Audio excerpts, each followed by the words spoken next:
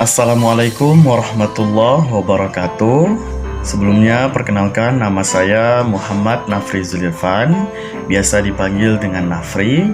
Saya merupakan mahasiswa Universitas Negeri Padang, jurusan Geografi, Prodi Pendidikan Geografi, Fakultas Ilmu Sosial. Dan sekarang saya sedang menjalankan perkuliahan semester 4. Baik, pada kesempatan kali ini saya akan mempresentasikan PPT saya mengenai sejarah dan hakikat geografi politik. Baik, kita lanjutkan.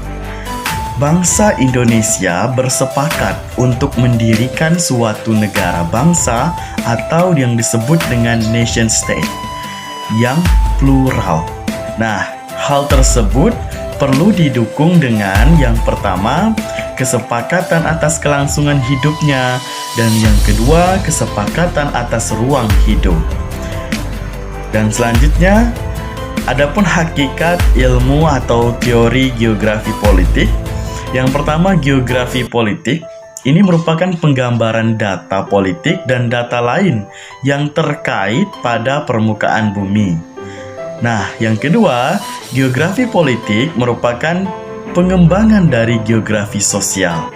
Jadi dapat kita pahami bersama di sini, geografi politik merupakan rangkaian data yang ada di permukaan bumi dan juga merupakan pengembangan dari geografi sosial.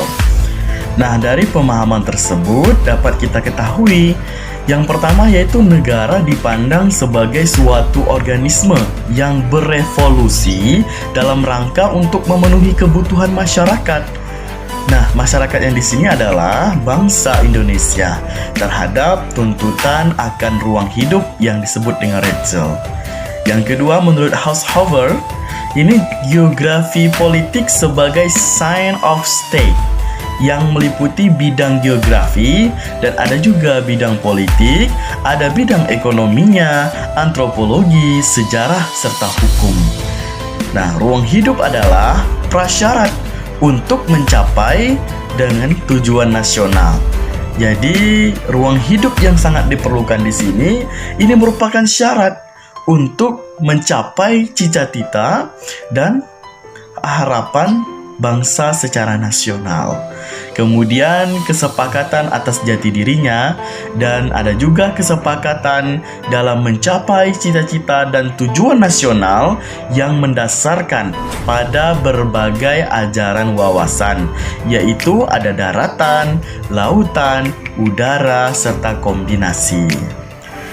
Baik, selanjutnya kita akan membicarakan tentang sejarah.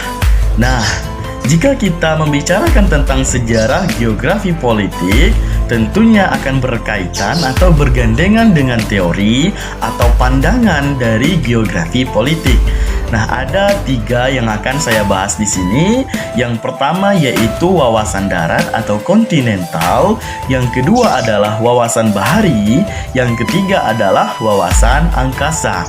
Yang pertama, kita akan membahas terlebih dahulu wawasan darat atau kontinental. Nah, di sini perlu kita pahami kembali, yaitu negara adalah sebagai organisme ruang atau spasial organisme, yang artinya organisme hidup. Dan di negara juga menjadi pencipta istilah dari Lebensraum. Nah, adapun tokoh-tokohnya, yang pertama yaitu Rudolf Kjellén, yang pada tahun 1864 sampai 1922. Beliau ini mengembangkan pikiran Hetzel. Kekuasaan beliau katakan lebih penting daripada hukum. Hukum hanya bisa ditegakkan jika ada kekuasaan. Nah, berarti di sini Rudolf menekankan adanya kekuasaan baru adanya hukum. Demikian yang dijelaskan oleh Rudolf Kjellén. Kemudian kita lanjutkan dengan pendapat dari Sir Bartholomew Mackinder, yaitu pada tahun 1861 sampai 1947.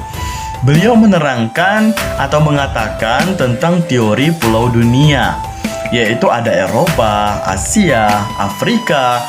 Beliau mengatakan ini merupakan pulau dunia yang dikelilingi oleh samudra dunia. Amerika dan Australia beliau katakan hanyalah pulau-pulau.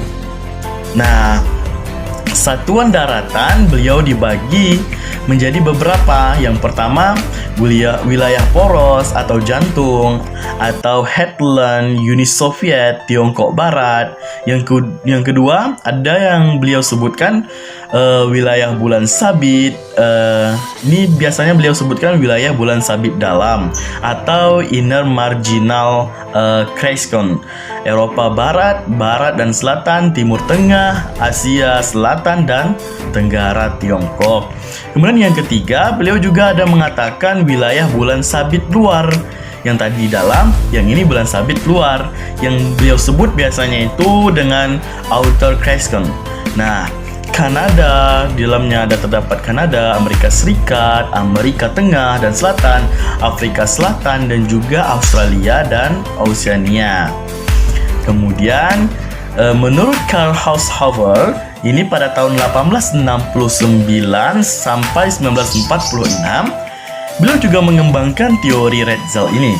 Nah, berdasarkan teori Lebensraum dan teori autarkis, ada 4 kekuatan pokok yang mampu memimpin dunia.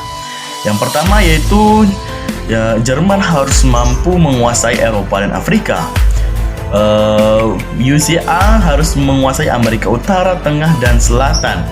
Soviet harus menguasai Rusia dan Siberia, India.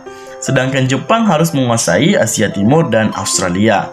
Ini menurut dari teori Lebensraum dan teori autarkis. Ada 4 kekuatan pokok yang mampu untuk memimpin dunia.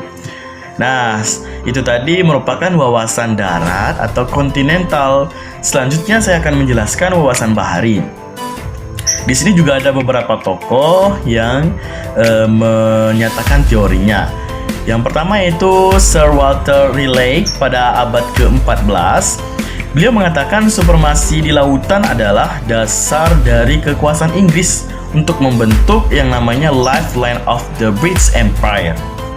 Kemudian ada juga yang Alfred Thayer Mahan, itu pada tahun 1860 sampai 1914. Beliau mengatakan dengan kekuatan darat dan laut, Amerika Serikat dapat menggantikan peranan Britania. Persyaratan pembentukan kekuatan laut yaitu adanya letak geografis, bangunan muka bumi, luas wilayah, penduduk, dan lembaga pemerintahan. Kemudian ada juga wawasan angkasa. Nah, wawasan angkasa ini diungkapkan oleh beberapa tokoh juga. Di antaranya ada W. Michael, Giulio Doucet, dan J.V.C. Fowler. Nah, di dalam wawasan angkasa ini ada beberapa poin. Yang pertama itu bagaimana agar negara lawan dapat ditundukkan dalam waktu yang sesingkat-singkatnya.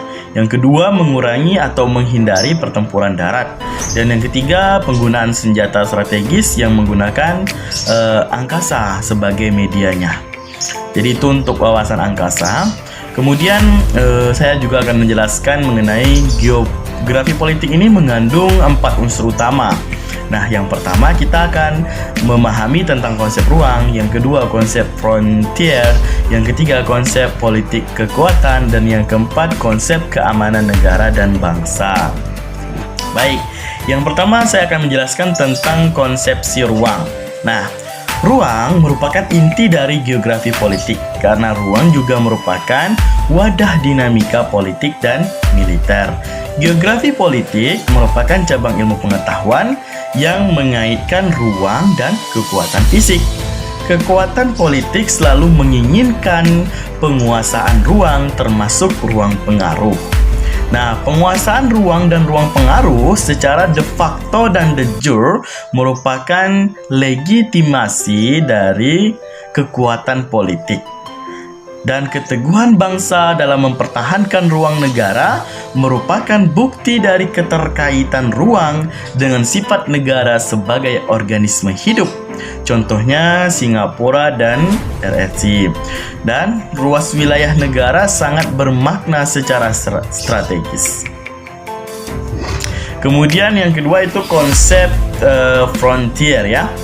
Konsep frontier ini merupakan sebagian wilayah negara dengan batas imaginer yang berada di bawah pengaruh asing dari seberang batas negara berdasarkan hukum.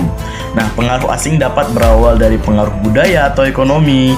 Apabila dapat ditangani dengan segera oleh pemerintah, jika tidak dapat ditangani segera oleh pemerintah, ini akan berubah menjadi pengaruh politik.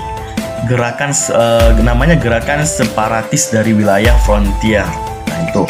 Kemudian frontier juga dapat terletak di luar batas negara, di mana keamanan dan rasa aman bangsa dan negara perlu ditopang dengan keamanan regional. Kemudian negara sekawasan bekerja sama untuk menghadapi persaingan global, meningkatkan bargaining power dalam bentuk murahnya produk barang dan jasa, serta lebih terjaminnya keamanan. Kemudian ada juga konsep politik kekuatan. Yang ketiga nih ya, yaitu politik kekuatan merupakan salah satu faktor dalam geografi politik.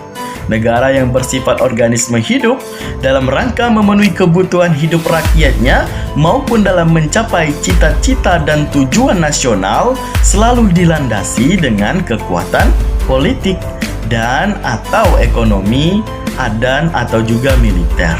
Nah, mengecilnya ruang dunia akibat dari perkembangan teknologi yang sangat pesat, kepentingan negara besar semakin mendunia.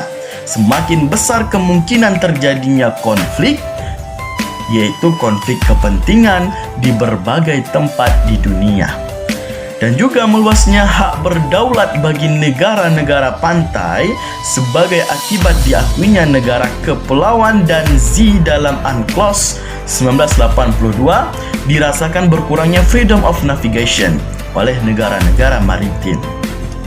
Kemudian pergeseran kepentingan ke arah maritim dan semakin mengemukannya dimensi kekuatan ekonomi menyebabkan yang pertama, faktor ekonomi telah dijadikan senjata untuk memaksakan kehendak. Yang kedua, munculnya lembaga keuangan internasional sebagai kekuatan politik global. Dan yang ketiga, berkembangnya regionalisme ekonomi sebagai upaya untuk meningkatkan bargaining power. Dan yang keempat, pentingnya akses ke pasar dan sumber input bagi industri, jalur pelayanan internasional atau SLOC menjadi sangat vital. Dan yang terakhir, yang kelima, penguasaan dan pengaturan bersama dengan negara tetangga terhadap lalu lintas damai.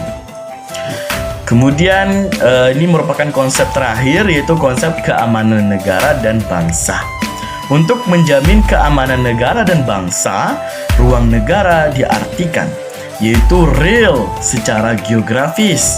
Kemudian secara semu atau maya adalah dalam bentuk semangat persatuan dan kekuatan dalam bangsa negara itu sendiri. Kemudian politik dan strategi kolonial dalam bentuk divide and impera masih tetap dijalankan oleh kekuatan-kekuatan besar dunia.